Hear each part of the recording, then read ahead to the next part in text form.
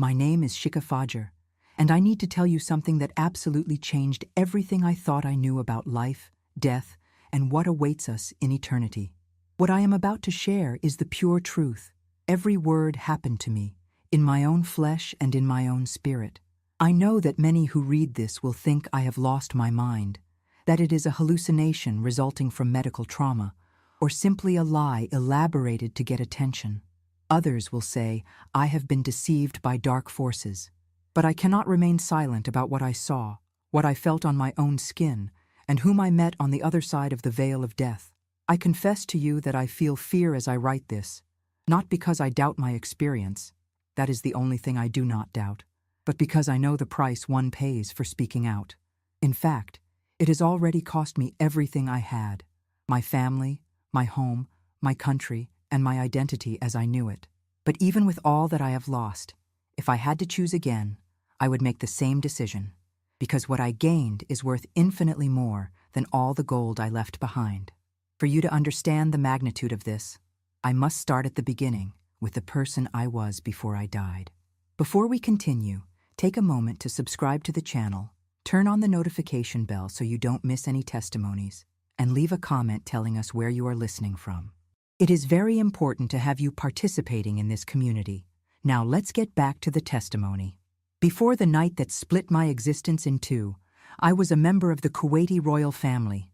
I wasn't one of those prominent princesses you see on the covers of international magazines or at fashion shows in Paris, but I was still royalty, part of a circle so closed and privileged that most people cannot even imagine how it works on the inside. My life was an exercise in extraordinary privilege and absolute isolation. We lived in a palace where the marble floors were so polished they looked like lakes of frozen water, reflecting ceilings painted with gold leaf. My bedroom was larger than the entire houses of many families, a sanctuary of silk and silence. I had everything money could buy: designer clothes brought directly from Europe, jewelry whose value could feed an entire village for years, and luxury cars I never drove because I always had chauffeurs. I had servants who anticipated my needs before I could even verbalize them, moving like silent shadows through the corridors. I traveled the world, ate in the best restaurants, and materially, I never lacked anything. But what no one tells you about living in a golden cage is that, at the end of the day, it is still a cage, and the cold of the metal feels the same, even if it is bathed in jewels. Since I was a little girl, I understood that my life did not really belong to me. My existence was an extension of my family's reputation, of tradition, and of suffocating expectations that I had not chosen but was obliged to fulfill. I learned very early on to smile at the right moments, to say the correct phrases, never to question male authority, never to rebel, and above all, never to bring shame to the family name. I was raised as a devout Muslim, and this was not just a matter of religion for us. It was the core of our identity, the honor of our blood. My earliest memories are of my mother teaching me to pray, feeling the texture of the prayer rug under my childish knees, and hearing the sound of the call to prayer echoing in the halls of our enormous home 5 times a day. I loved Allah, or at least I thought I did, or I tried to with all my might. I prayed faithfully, fasted during Ramadan from sunrise to sunset even when I felt weak, and read the Quran, although I am ashamed to admit that often my eyes scanned the Arabic letters without my heart truly understanding the message. I only knew that I had to do it, that it was my sacred and social duty. We had imams who came to our house to teach us, respected men with long beards and serious faces who spoke with intimidating certainty about paradise and hell, about following the straight path and the vital importance of good deeds to tip the scales in our favor on the day of judgment. I listened to them with reverence and fear. These were men who had memorized the entire Quran, men who led prayers in important mosques, men who seemed to have a direct line to the divine. I believed everything they taught me because I had no reason to doubt. They were the scholars, the guardians of the faith of my ancestors. Questioning them felt like a betrayal of my own skin. But if I am honest with you now, and I must be, there were always questions hidden in the dark corners of my heart, doubts that I pushed down because they terrified me. I prayed 5 times a day, performed perfect ablutions, said the exact words, But when I finished and stood in silence in my room, there was only that, silence. I never felt a presence. I never felt that anyone was listening on the other side. I told myself it was normal, that Allah was distant and unknowable, but the fear was always there, lurking. What if I am not enough? What if my good deeds are not enough? That doubt ate me up inside, while I maintained my perfect smile on the outside. I buried these feelings deep under layers of silk and gold. I put on my heavy jewelry, my clothes worth thousands of dollars, and that rehearsed smile I had perfected in front of the mirror. I attended all family gatherings and religious celebrations like a consummate actress, saying the right things in the right tone, playing my role to perfection. No one, absolutely no one, knew that inside I felt like an empty shell. At night, alone in my enormous room with its imported silk curtains and exclusive designer furniture, sometimes I cried without really knowing why. I felt as if I were living behind bulletproof glass, watching life go by but never feeling fully alive, as if I were a spectator of my own existence. That feeling of emptiness was terrifying because I had everything that was supposed to make me happy, but my soul was hungry for something that had no name and that I couldn't find in the luxury shops of Paris or in prayers recited by memory. The months prior to my near-death experience were strange, marked by a restlessness I couldn't shake off. I started having dreams I couldn't explain, not every night, but frequently enough that I began to fear the moment of turning off the light. In these dreams, I was always searching for something desperately. I walked through dark and endless corridors, opening door after door, but I never found what I was looking for, only more darkness and empty rooms. I would wake up with my heart pounding against my ribs, sweating cold, feeling that something or someone was trying to get my attention. But I didn't know what it was. I never told anyone about these nightmares. What was I going to tell them? That the princess was restless? That I felt something terrible was coming? They would think I was being dramatic, ungrateful for the dream life I led, or worse, that I was losing my sanity. So I kept the secret, but the sense of urgency grew inside me like a silent tide. There was also a spiritual restlessness that became impossible to ignore. I found myself observing my family members and wondering if they ever felt like me. Did my mother ever question anything? Did my sisters feel this devouring emptiness? Or was it just me? Was there something fundamentally broken in me? I started noticing details I had never paid attention to before.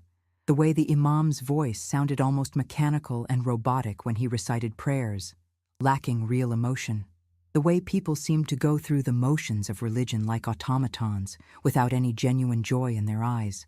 Everyone was so worried about appearing righteous, about keeping up appearances, but so unconcerned about truly knowing God. I pushed these thoughts away because they felt dangerous, disloyal, almost blasphemous. But once you start seeing the cracks in the facade, it's impossible to stop seeing them. And I saw them everywhere, even in the mirror. I remember the last normal day of my life with painful, almost cinematic clarity. It was a completely ordinary day, with nothing special to distinguish it. I woke up in my comfortable bed, did my morning prayers mechanically, and had breakfast brought to my room on a silver tray. I spent time with my sisters talking about trivial things, laughing at some irrelevant gossip we had heard, completely oblivious to the depth of life. We had a family dinner that night. The dining room was filled with the sound of superficial conversation and the clinking of silver cutlery against fine porcelain. My father sat at the head of the table, stern and distant as always. My mother worried about the food, ensuring everything was perfect. If I had known it was the last time I would sit at that table with a healthy body, would I have said something different? Would I have told them I loved them, even though in my family we didn't say such things? I don't know. I simply ate my dinner, listened, and played my role, ignorant that the end was only a few hours away. After dinner, I went to my room, feeling a strange heaviness in the atmosphere. I took off my jewelry and stored it carefully in its velvet boxes. I removed my abaya and hung it in my closet, which was filled with designer clothes worth a fortune. I washed my face with very expensive creams, trying to maintain the routine, trying to anchor myself in normality. I said my evening prayers, pronouncing words I had said thousands of times before, but that night they seemed to echo in the void of my room, reaching no one. Then, I climbed into my bed with its imported silk sheets and soft pillows. I remember thinking how tired I felt, a tiredness that penetrated my bones, much deeper than the usual fatigue of the day-to-day. My chest felt heavy, as if an invisible weight were resting on it, making it difficult for my lungs to expand. I told myself it was just stress, perhaps the onset of the flu. I would feel better in the morning, I thought. I closed my eyes and fell asleep, completely oblivious to the fact that I would not wake up the next morning. At least, not in this world. It was sometime in the middle of the night that I woke up suddenly, torn from sleep by a terrible sensation. At first, I thought I was having another one of those disturbing dreams, but soon the brutal reality imposed itself violently. I couldn't breathe properly. There was a sharp, stabbing pain in the center of my chest, as if someone were crushing me with both hands, squeezing my heart until it burst. I tried to sit up, in a survival instinct, but my body wouldn't obey. My limbs felt like they were made of molten lead. The room spun violently, and I was sweating cold, soaking the silk sheets, even though I felt a deadly chill run down my spine. Fear overtook me, a real, primal, animal fear of facing the end. Something was very wrong. With a tremendous and painful effort, I managed to stretch out my hand to reach the emergency buzzer we kept by our beds to call the servants. My hand was shaking so much I could barely press the button, but miraculously, I did. I heard the sound chiming in the distance, marking the beginning of the end. Everything that happened afterward was fast and chaotic, but it seemed to move in slow motion in my altered perception. The door to my room opened with a bang. I heard urgent, frightened voices invading my sanctuary. Someone was calling my name repeatedly. Someone was shouting for help in the hallways. I felt hands on me, trying to help me, to position me, but I couldn't focus on what they were saying. The voices seemed to come from underwater. The pain in my chest worsened every second, radiating to my arm and neck as if my heart were being squeezed by an invisible iron fist. The room kept spinning, and dark spots danced at the edges of my vision, threatening to swallow everything. I heard my mother's voice. She must have woken up with the commotion. She was crying hysterically, saying my name with a tone of raw desperation I had never heard before. I wanted to tell her it was okay. I wanted to comfort her, but I couldn't speak. The words died in my throat. Then I saw more people. The palace doctor, servants running, blurred faces hovering above me. I was lifted onto a stretcher and carried out of my beautiful room, down the marble corridors I had walked with such haughtiness all my life. I remember seeing the crystal chandeliers pass above my head as they carried me, flashes of light and opulence that now seemed ridiculous in the face of death. The cold night air hit my face when they took me outside to the ambulance waiting with lights spinning. My mother got into the ambulance with me, holding my hand with desperate strength, her lips moving frantically in prayer, begging Allah to save me. The ride was a blur of wailing sirens, unbearable pain, and absolute terror. The paramedics worked on me, putting on an oxygen mask, checking vital signs, speaking in codes. I was only 20-something. This couldn't be happening. But I felt life draining away, draining from me like water through a broken sieve. The pain began to fade, replaced by an advancing darkness.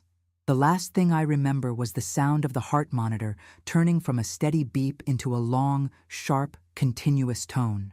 A flat line. I was dead. The exact moment I left my body, reality suffered a violent and inexplicable rupture. 1 second, I was in the hospital bed, drowned in pain and fear.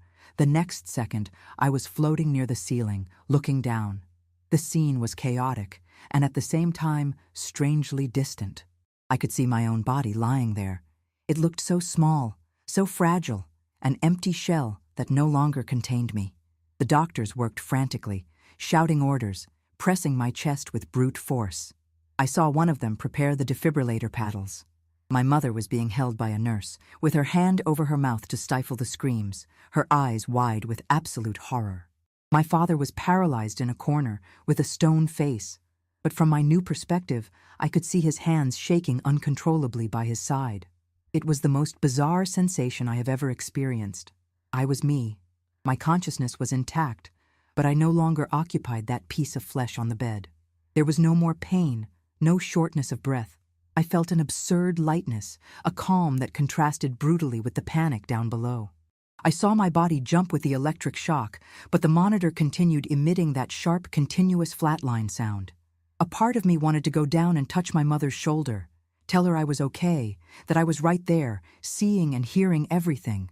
I tried to speak, to scream, but no voice came out. My communication with the physical world was cut. They couldn't see or hear me. That was when I felt something pull me. It wasn't a physical hand, but an irresistible gravitational force, an invisible current that began to drag me away from that hospital room, away from my body, away from everything I knew as life. The walls of the room became translucent and then disappeared completely. I was moving, being sucked backward at dizzying speed, although I had no legs to run.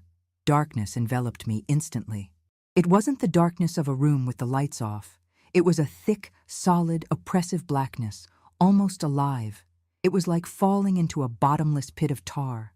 The temperature changed drastically. The clinical cold of the hospital disappeared, replaced first by a stifling heat, and then by an intense, suffocating, unbearable heat. As I fell through this dense darkness, the panic that had disappeared at the moment of death returned with full force. I tried to understand what was happening. Was this death? Was this what happened to everyone? Where was I being taken? I started hearing sounds in the distance, coming from the depths to which I was being dragged. At first they were faint echoes, but as I descended, they became deafening. They were voices, hundreds, perhaps thousands, perhaps millions of voices, and they were screaming. The sound was unlike anything I had ever heard in horror movies or nightmares. It was the sound of pure, distilled agony, unfiltered. They were screams of total despair, of suffering beyond human capacity to process. It was the sound of souls who had lost any and all hope. I tried to pray the prayers I had recited mechanically all my life. The words in Arabic echoed in my mind, but they seemed hollow, empty, without any power in that place. It was like trying to put out a forest fire with a drop of water. The prayers hit the ceiling of that darkness and fell dead. Suddenly the fall ceased, and I found myself standing. The impenetrable darkness began to dissipate slightly, revealing a reddish and sinister glow in the distance. The heat was now physical, tangible, burning the skin of my spirit. I was in hell. I know many of you reading this now do not believe in hell. You think it is a medieval metaphor, an invention to control the masses through fear or a state of mind. I also like to think that way, deep down, to feel more comfortable with my sins. But I am here to tell you, hell is a real place. It is geographic, it is tangible, and it is worse than any nightmare your mind can conjure. The ground beneath my feet was arid, cracked, and dry. In the distance, I saw gigantic walls of fire that seemed to have no fuel, burning on their own. The air smelled of sulfur, of burning flesh, of rot, and of something even worse, the smell of absolute evil. But the worst wasn't the physical fire. It was the spiritual oppression, the total absence of God, the crushing certainty that there was no way out, no relief, no love, only eternal pain. And then I started seeing the people, shadows moving in torment. They were souls, and they were suffering. I stood there paralyzed, unable to process the horror before my eyes. This couldn't be real. I was a good person, or at least I tried to be. Why was I here? That was when I heard a voice calling my name, a voice I knew from another life. I turned and saw a man I recognized instantly, although his appearance was terribly altered.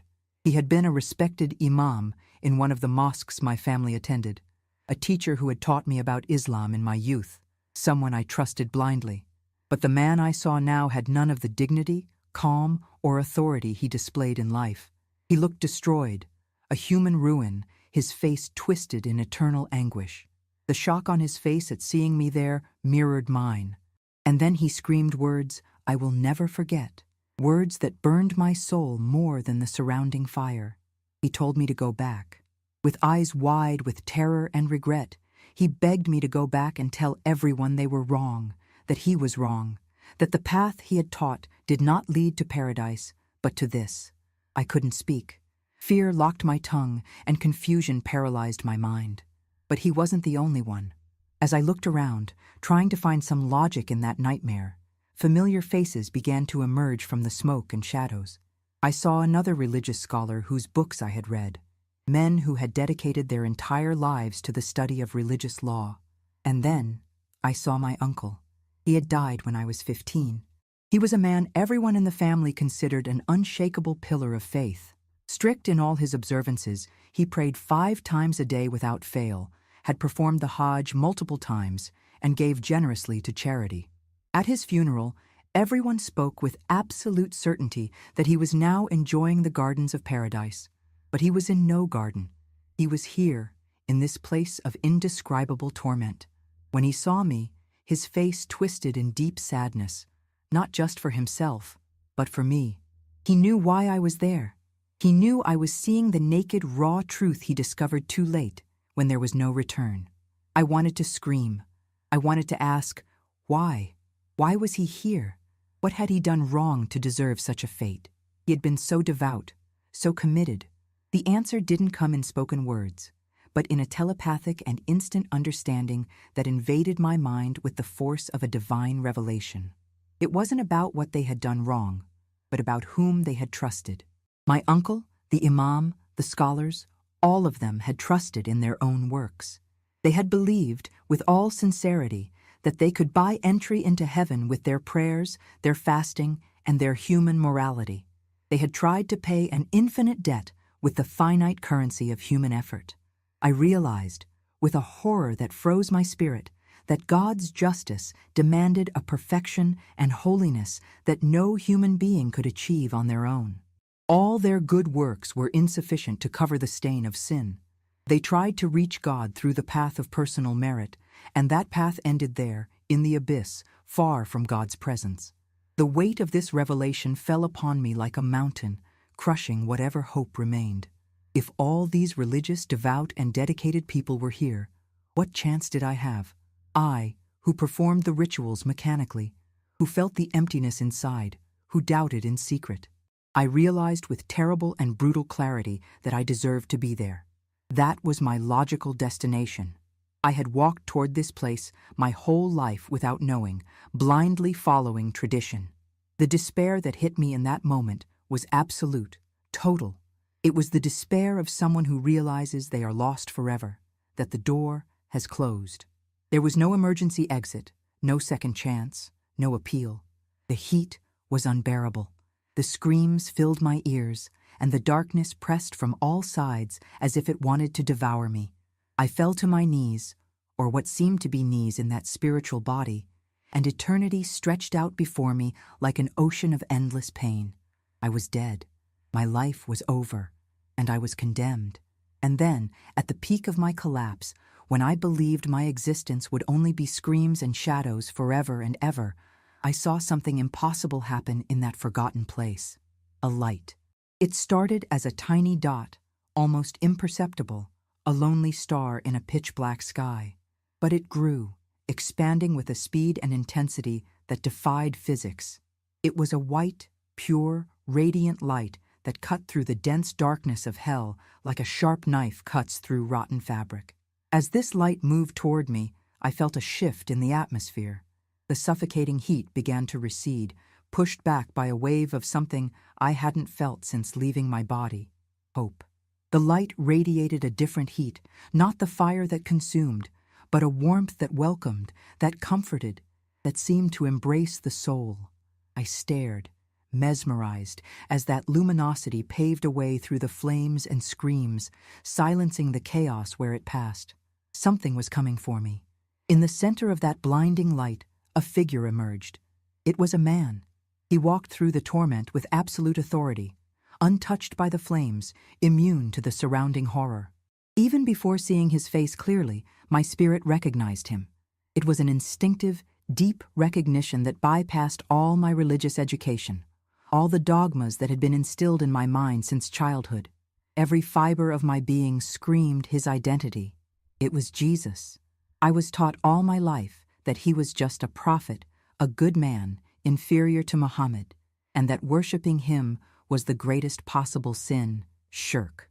But there, in his manifest presence, all those lies unraveled like smoke in the wind. He didn't radiate the energy of a mere prophet. He radiated the majesty of God himself. The light didn't come from outside of him. It emanated from within him. He was the source, and he was coming directly to me, to the lost Muslim princess in hell. When he got close enough, I could see his eyes. Never in all my existence have I seen eyes like those. They were deep wells of compassion and strength, of perfect justice and infinite mercy, all mixed in an intensity that made me want to hide my face and, at the same time, never look away again. And then I saw his hands. The marks were there, the deep scars where the nails had pierced the flesh. I looked at those wounds, and the world stopped. Islam teaches that Jesus was never crucified, that it was an illusion, that God took him to heaven before they could kill him. But the scars were real. The crucifixion was real. The sacrifice was real. A shock of terror and love collided in my chest. Terror, because I was in the presence of absolute holiness, and I was filthy with my sins and my unbelief. Love, because I realized in a devastating glimpse that those wounds were for my sake. He had endured that for me. Even though I rejected him, he had bled for me. He did something that broke whatever resistance might still exist in me. The King of the universe, the light of the world, knelt in the dirt of hell to be at eye level with me. He didn't look at me with disgust or condemnation, but with a tenderness that disarmed me completely. He knew my name. He knew everything about me, every tear hidden in the palace, every doubt, every sin, every empty prayer. And yet, he was there. With a voice that sounded like many waters but gentle as a whisper, he told me that I was not there to stay. He said he allowed me to see that place of torment not to condemn me, but so I would understand the reality, so I would see the end of the road where I was walking, and so I would return with a message. I was shaking uncontrollably, tears washing my spiritual face. I asked him, with a choked voice, why I was there, why all those religious people were there. If they didn't make it, who could? His answer would change the course of my eternity. Jesus explained to me, with infinite patience, that heaven is not a wage earned at the end of a lifetime of work, but a gift received by grace. He said that no amount of prayers, fasting, pilgrimages, or charity could ever erase the stain of sin on the human soul. The wages of sin is death, he said, and I understood that death was not just physical, but this eternal and terrible separation I was witnessing. He told me that God is so holy, so pure, that no imperfection can enter his presence, and all of us, without exception, are imperfect. That was why he came. That was why he died. He explained that his blood was the only currency with enough infinite value to pay my eternal debt. I had spent my whole life trying to pay an unpayable bill with counterfeit coins, my own works and rituals. He told me he loved the Muslim people, that he died for them too, and that his heart broke to see them trying to climb an impossible mountain through self-effort when he had already come down to carry them in his arms. I looked into those light-filled eyes and felt a truth I had never felt in Islam: intimacy. He wasn't a distant and unattainable God demanding blind submission. He was a savior offering personal rescue. He spoke about the people I had seen suffering there, the imam, the scholars, my uncle. He said they weren't there because they were bad people in the eyes of society, but because they had rejected the only acceptable payment for their sins. They trusted in themselves, in their own righteousness, and human righteousness is like filthy rags before the absolute glory of God. Tears streamed down my spiritual face as the understanding penetrated my heart like a bolt of lightning. I was on the same path as them. If I had died in that room and stayed dead, hell would be my home forever, not because I didn't pray enough, but because I didn't have the Savior. The simplicity of it was overwhelming and liberating. It wasn't about what I did for God, but about what he had done for me on the cross. Then his expression became serious, though still overflowing with love. He showed me his marked hands again and said I needed to go back. He wasn't just saving me from hell, he was commissioning me for an urgent mission. I am sending you back, he said with gentle firmness, to tell them the truth, to tell them that I am the way, the truth, and the life. Fear tried to rise in my throat again. I knew exactly what that meant. I knew my family would reject me, that I would be considered a traitor, an apostate, that my life as a princess would end in that instant, and that I could be killed by my own people. I told him, sobbing, "I can't, they will hate me, I will lose everything." He looked deeply into my eyes, held my shoulders, and said, "I will be with you. I will never leave you nor forsake you. The suffering will be temporary, but the glory will be eternal." He asked if I believed in him, if I accepted him now as the Son of God and my only Savior. In that place of darkness and fire, I made the choice that would define my eternity. With a trembling heart, but full of unprecedented certainty, I said, "Yes."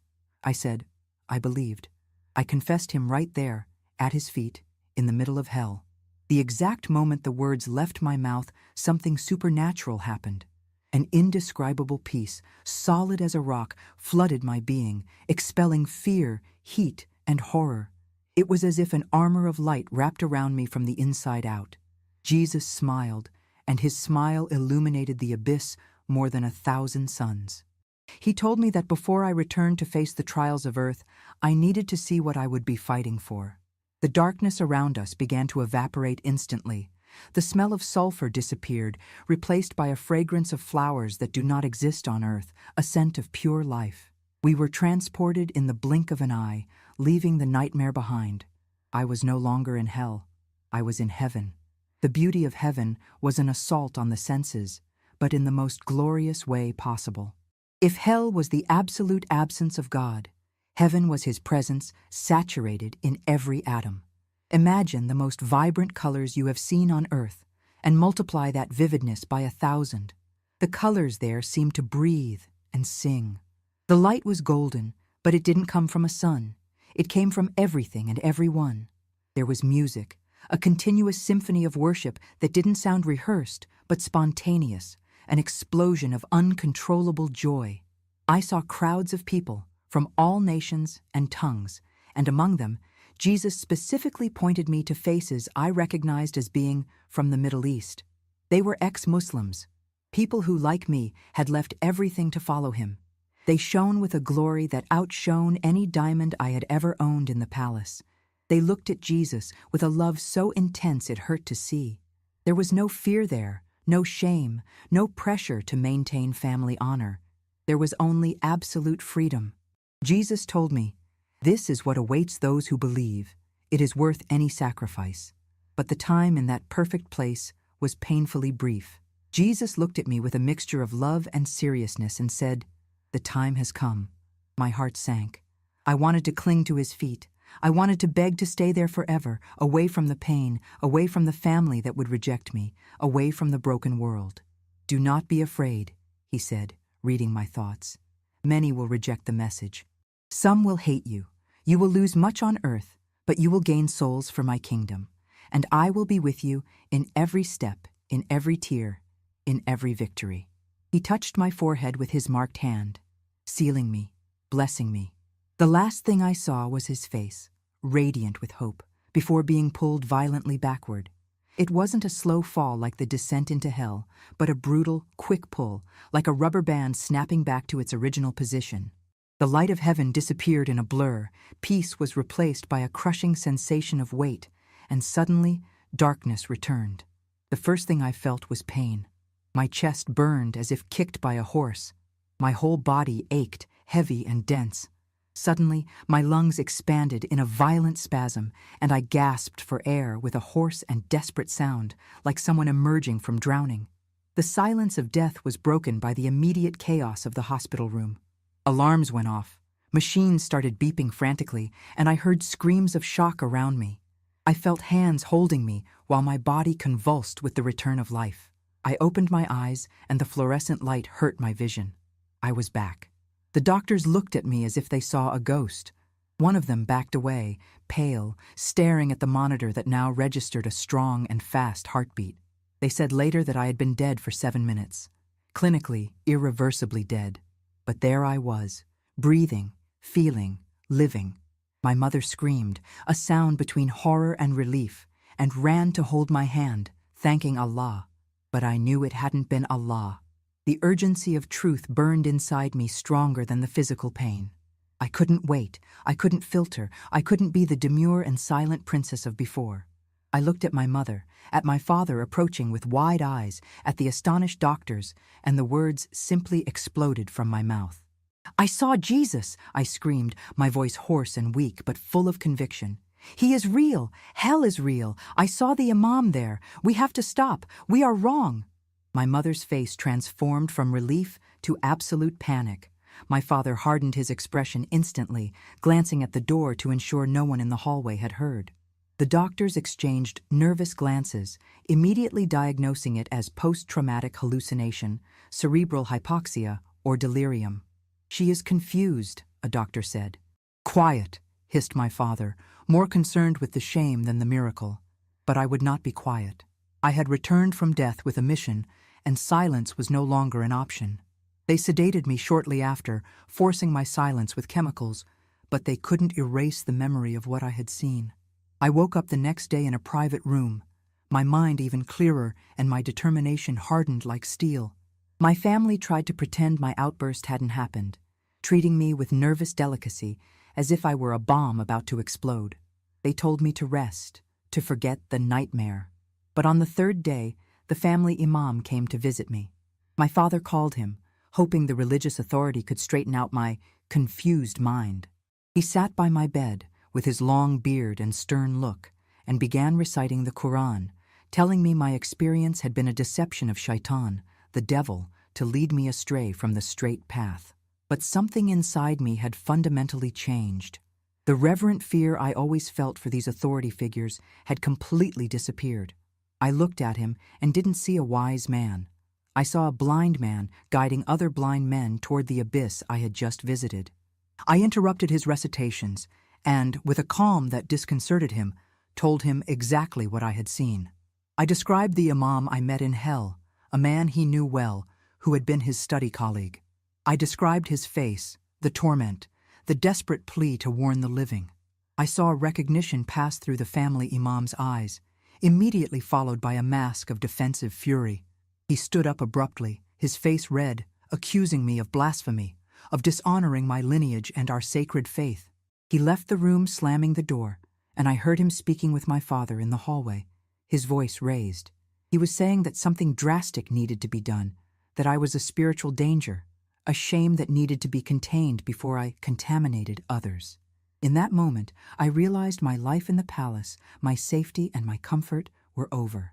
If I stayed, they would try to silence me by force, whether in a psychiatric hospital, in an arranged marriage with an extremist, or in a convenient accident. That night, alone in the hospital room while the guards dozed outside, I took my phone and did what I had never dared to do. I searched for Jesus, not as an Islamic prophet, but as the Christian savior. I found hundreds of testimonies of Muslims who had similar dreams and visions. I wasn't alone.